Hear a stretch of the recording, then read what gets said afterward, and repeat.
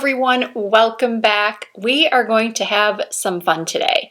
This video is going to be a full face of some of the most iconic makeup that's ever been on the market. I started my career in makeup back in 1996, so a long time ago. And over the years, I have seen products become incredibly popular, and they were so good, they are so good, that they have really stood the test of time. So I am calling this video a full face of the most iconic makeup products.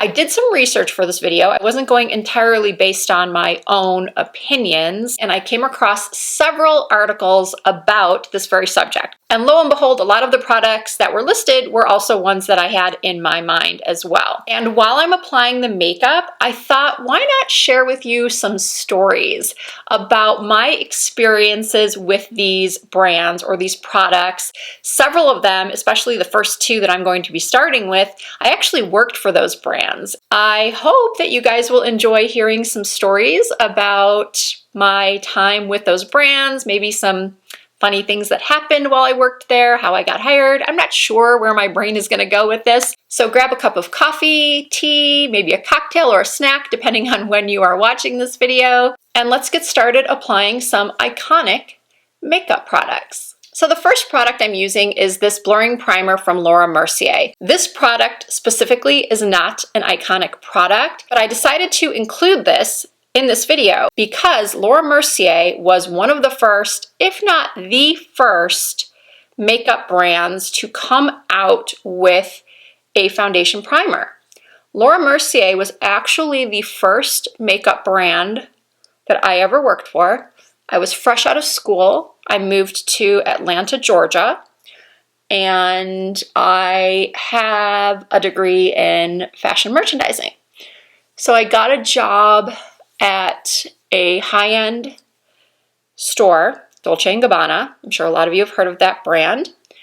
And I hated it. I hated working there. And I had always loved makeup.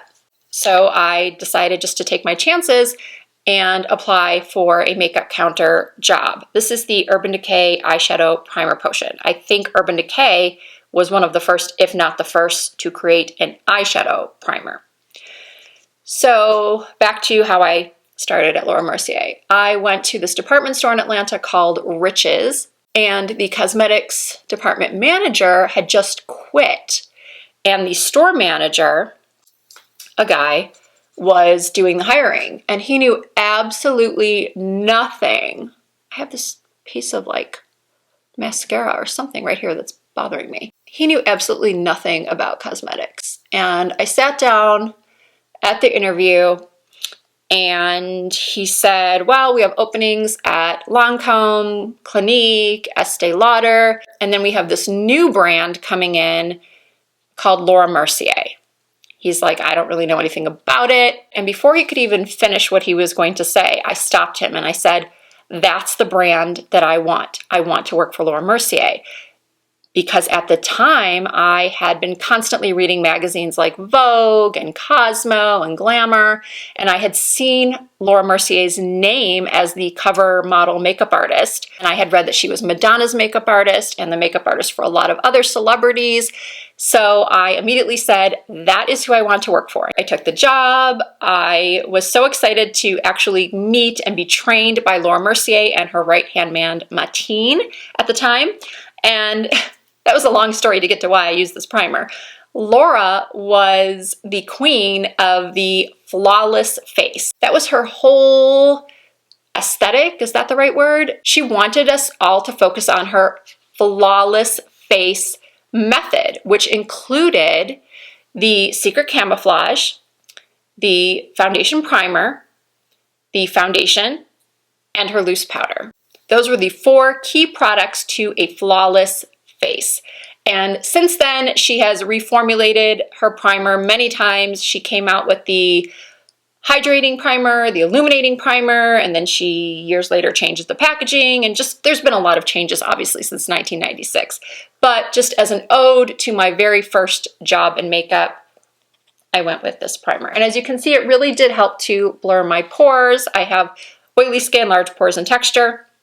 So now we're moving on to foundation. That was a long story, I'm sorry. I'm gonna try not to make the rest of this video that long. So next up, I'm using the Giorgio Armani Luminous Silk.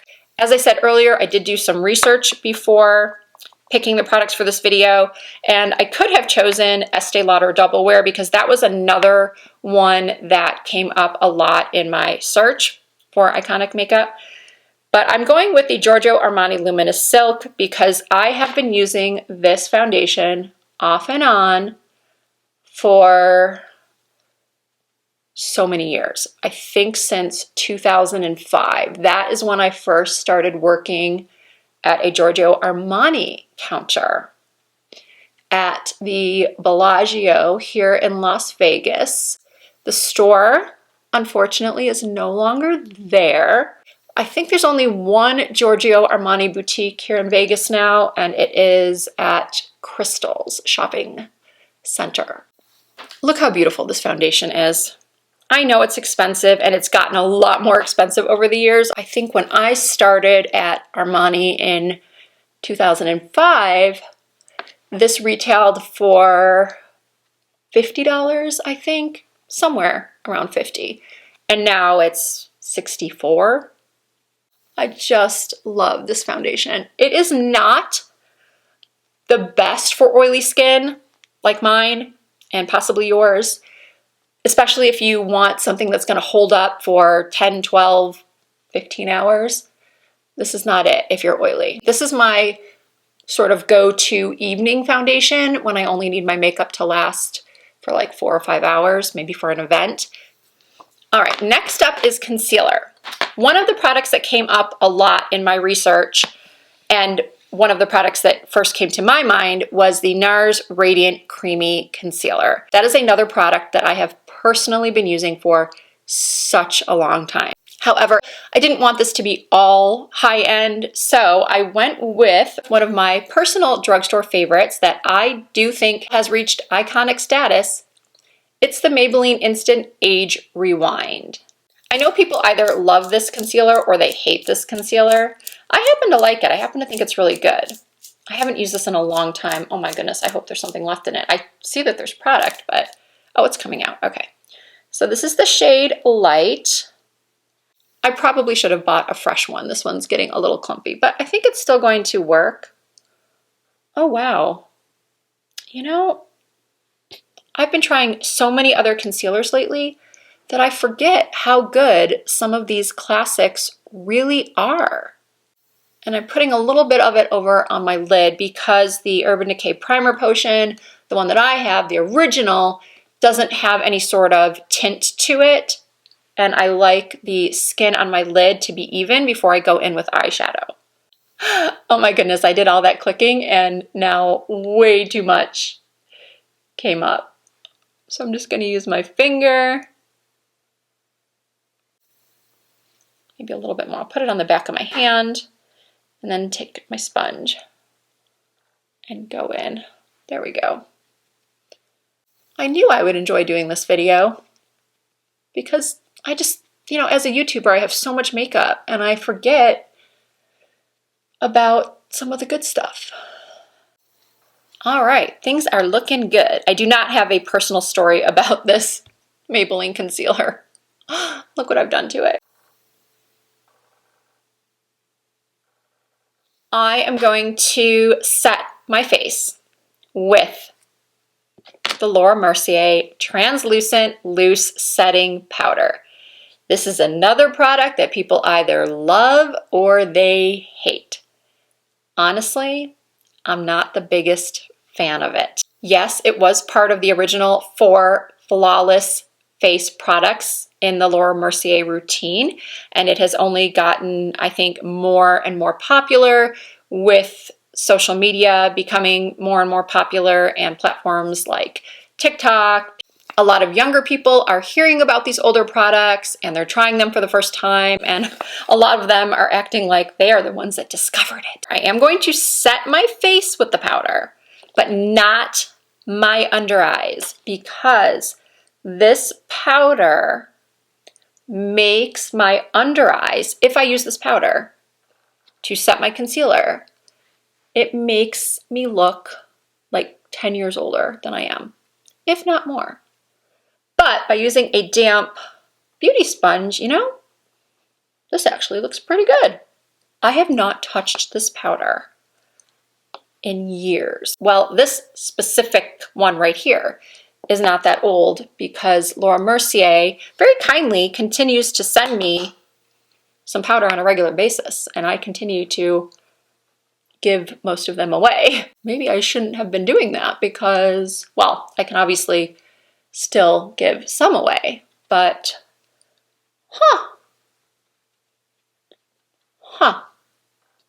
I think this looks good. But again, I am not using it on my under eyes. I'm just not even going to try. What I am going to use is a product that is not nearly as old as the Laura Mercier Translucent Loose Powder, but I'm going to take it upon myself to label the Charlotte Tilbury Airbrush Flawless Powder as a newly minted iconic makeup product. I think in the last 4 or 5 years, it's gotten numerous awards. It's been talked about in countless videos and tutorials by celebrities and other influencers, and I've gone through several of them myself. This powder is amazing for setting the under eyes. So that is what I am using because I do not want my under eyes to look like they're 10 years older. So now let's move on to bronzer. Benefit Hoola. This is the original Hoola bronzer. There are now a couple of other choices. You can get the Hoola Caramel. I think there's Hoola Toasted and Hoola Light.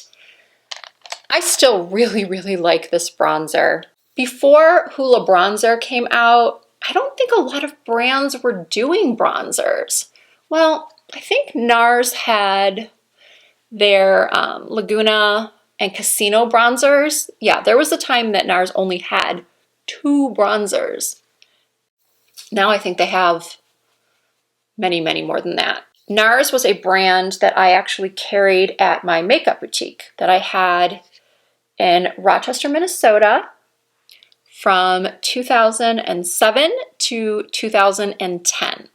I left my job at Giorgio Armani to move to Minnesota, which is where my sister and brother-in-law and her kids were living at the time, because my brother-in-law is a radiologist at the Mayo Clinic.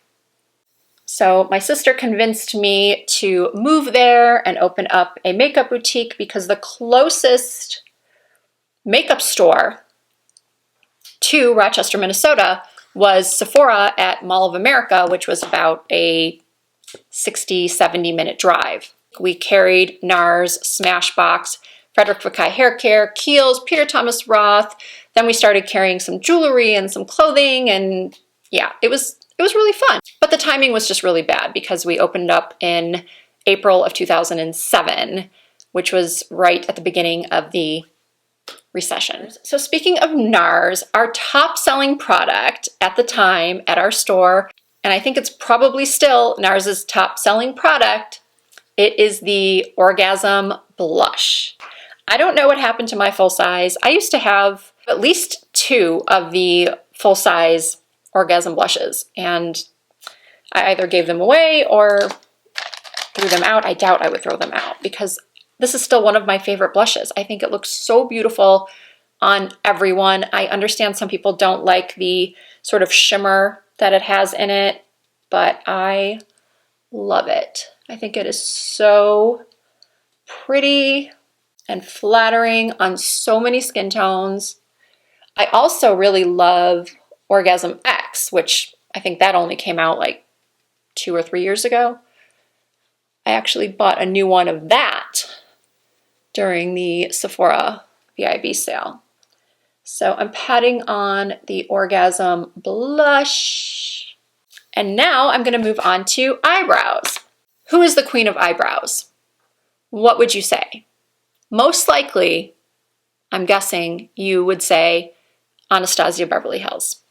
So that is what I'm going to use today. I'm going to use the ABH Brow Wiz and also the Clear Brow Gel, which I still think are some of the very best brow products on the market. So because I don't have a story to tell you about Anastasia Beverly Hills products, I am going to just speed this up. I will say though that this brow product is just really so good. Are there dupes that are equally as good? Yeah, but I have to give credit to the original ABH.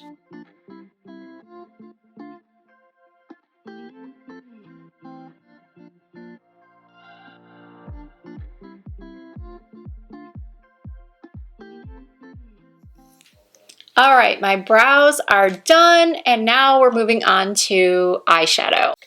When I first had the idea to do this video, one of the products that first popped into my mind to use was the Urban Decay Naked palette. I feel like that palette is probably one of the most popular of all time. And I still have mine, but it looks like this. I want to say that this palette is probably from 2008. And even though powder shadows don't really go bad, especially if you're not using it on multiple people and you're keeping it stored in a cool, dry place, I don't know how comfortable I feel using this. So once again, I did some research, and one of the most popular palettes of all time is the Anastasia Beverly Hills Modern Renaissance. Now this one is looking pretty rough too, and I honestly thought I had another one of these as well, a fresh one, but I'm fairly certain I put it in a giveaway I did a while ago. So fingers crossed I don't get any eye irritation from using this palette. I shouldn't. I have used old palettes in the past and been fine, but yeah, I am going to avoid these shades right here. As you can see, they are barely touched because, as I have mentioned ad nauseum in a lot of my videos, I have an allergic reaction to these types of shades, especially the ones in this particular palette. So I will not be using those today. I will be using some of these others. I'm just going to do a pretty simple look, and I'm actually not going to sort of do this part as a tutorial. I will of course show you the shades that I'm using. I'm going to do a mix of raw sienna and burnt orange. But I want to get back to telling stories. I said this would be fun, and I'm not sure how much fun it's been so far. But let's talk about the good times of the 80s and 90s. How many of you watched Beverly Hills 90210 and Melrose Place? My niece is actually, her name is Sydney, because my sister and my brother-in-law just loved Melrose Place. And Sydney Mancini? Her name wasn't originally Mancini. No. Yes. The sister was married to, what was his name? Isn't it crazy that I can remember the actor's name? Thomas Calabro? Michael Mancini. Yes. And then he married Jane. And then the sister Sydney was kind of crazy, right? And she ended up marrying Michael. I don't know. I can't remember exactly. I'm surprised I'm remembering as much as I am because, you know, I've got that perimenopause brain fog. So I can't remember what I did yesterday, but I can remember a TV show from the 90s. That was like our must-see TV before, you know, Friends became, at least for me, that became must-see TV. I was never really into Seinfeld. That wasn't my thing until now. What's funny is that during the lockdown, you know, we're all looking for things to watch while we're at home, and I started watching Seinfeld, and I started thinking that it was really funny, and I never thought it was that funny back in the 90s when it was on. I just didn't. But now I think it's hilarious. My husband and I will watch reruns and we'll just laugh out loud. I don't know, maybe I just couldn't relate at the time because I think the characters on Seinfeld were supposed to be like in their early 30s and I was in my, early 20s. I do not know. So this shade is Antique Bronze. But anyway, people either love Friends or they hate Friends, and I love it.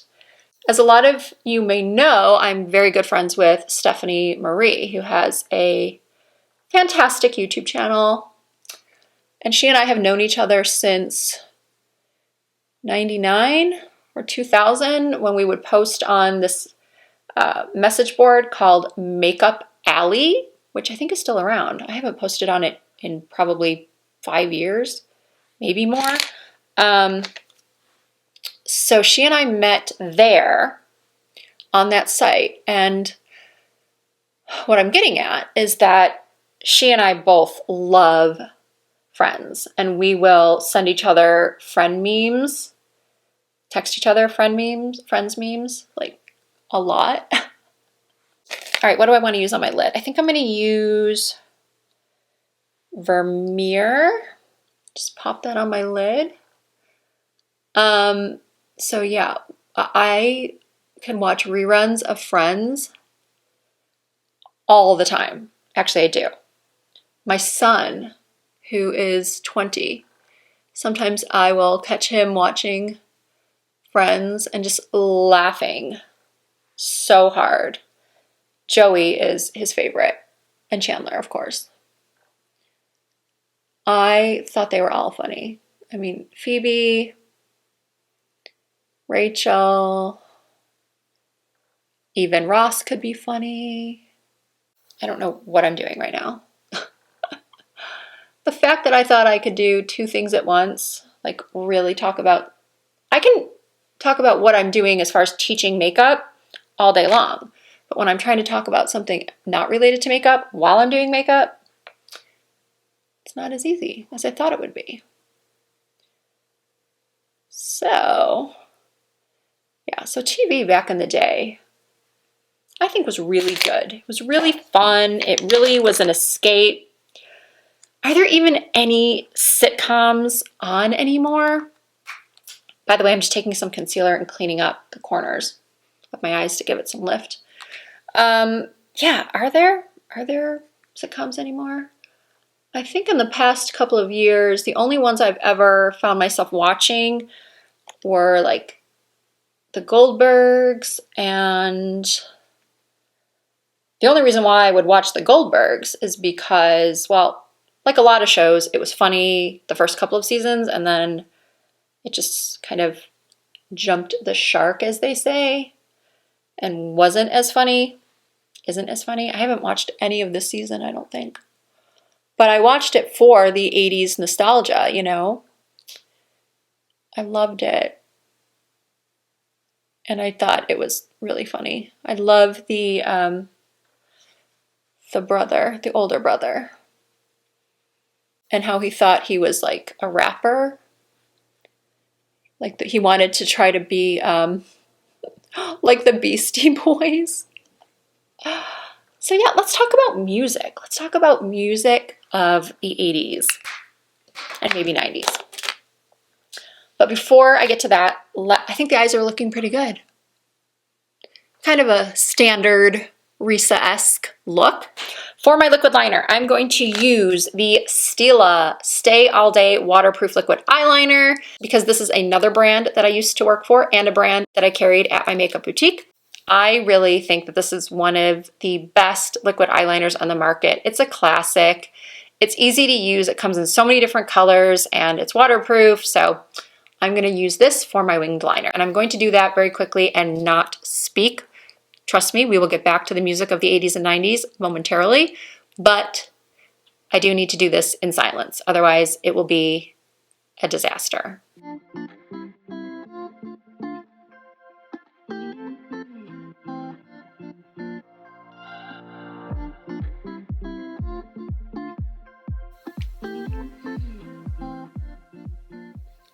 Okay, eyeliner is complete. I'm going to curl my lashes now. And then for mascara, I'm fairly certain that the mascara that came to your mind when you heard iconic makeup products was Maybelline's Great Lash. I could not bring myself to buy that mascara for this video because I know I hate it. I've tried it so many times in the past 30 years. I just had to move on to number 2 on the list of iconic mascaras. This is the L'Oreal Voluminous Carbon Black.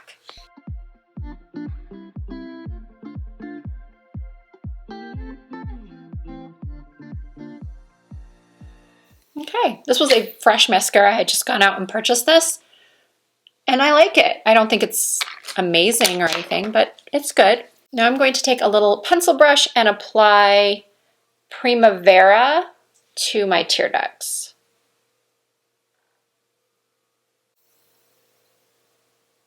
All right, I am going to be adding some Ardell Wispies when this look is completed because I feel like these are some pretty iconic lashes. So many makeup artists swear by these. So I'll put these on at the end, but now I want to move on to highlighter. Even though the Orgasm blush does have a little bit of a glow to it, I had to use an iconic highlighter as well. So I've chosen this one from Becca Cosmetics. Unfortunately, Becca is no longer in business, but I'm sure a lot of you have one of these highlighters in your collection. This one is Opal. Becca Cosmetics really just did such an incredible job with their highlighter. They managed to make a very pigmented and vibrant highlighter without having it really emphasize texture on, well, textured skin. I don't have any problems with this highlighter accentuating my pores. Look how beautiful that is. So pretty. Oh my goodness, I told you guys we were going to get back to talking about 80s music, and we haven't. So what kind of music did you listen to? My personal musical taste has always been pretty diverse, I would say. The only genre that I'm really not into, have never been into, is country music. But I loved 80s hair bands, Winger, Warrant, Motley Crue, Poison, Def Leppard. Oh, take me back. That music was so fun. But I also loved 80s and 90s pop music. I still listen to, this was more mid to late 90s, but I still listen to Backstreet Boys with my son. He loves, my older son, I love both of my sons obviously equally, but my younger one really isn't into music at all. My older one is a little bit more like me. He loves music, he loves fashion, and he's always been a kid that just laughs at everything, which is why I catch him laughing hysterically to Friends. But he has an entire 80s playlist that is better than any 80s playlist that I could ever come up with. And he knows the words to every song. And he and I love to sing the Backstreet Boys. Oh my God, he's going to hate me for this. So we're almost done, but let's talk about MAC Spice Lip Pencil. I really wanted to use MAC's Twig lipstick as well, but I could not find it. And when I went to Ulta, they did not have it in stock. So I'm just applying the MAC Spice Lip Pencil, which is arguably the most popular lip pencil of all time. I think we all owned it back in the day. For my lipstick, I will be using the shade Brave. There have been very few times in my life where I have actually gotten my makeup done. And one time was at a MAC store, I think about 10 years ago. And this is the shade that she used on me. And it was one of their most popular shades at the time. Have I said the name? It's called Brave. Oh my gosh. This smells horrible. This may be the one she used on me 10 years ago. I know, I can hear you yelling at me from here. Risa, throw that out. I will. After this, it's going in the garbage. But I think I will buy a new one because it's a great color.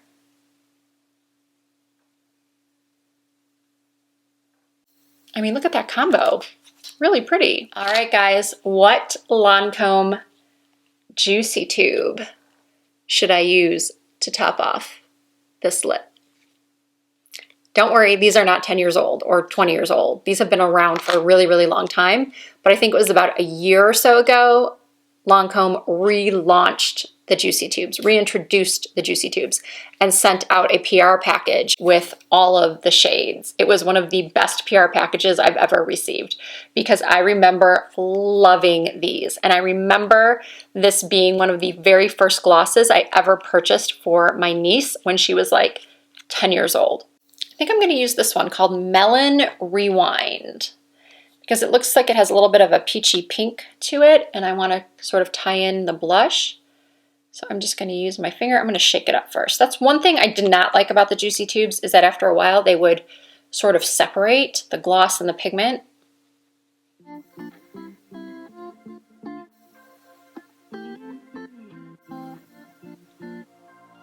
All right, here's the completed look. I'm going to go pop on those lashes, fix my hair, come back, and we will close out this video. I really do hope you all enjoyed watching this video using a full face of iconic makeup.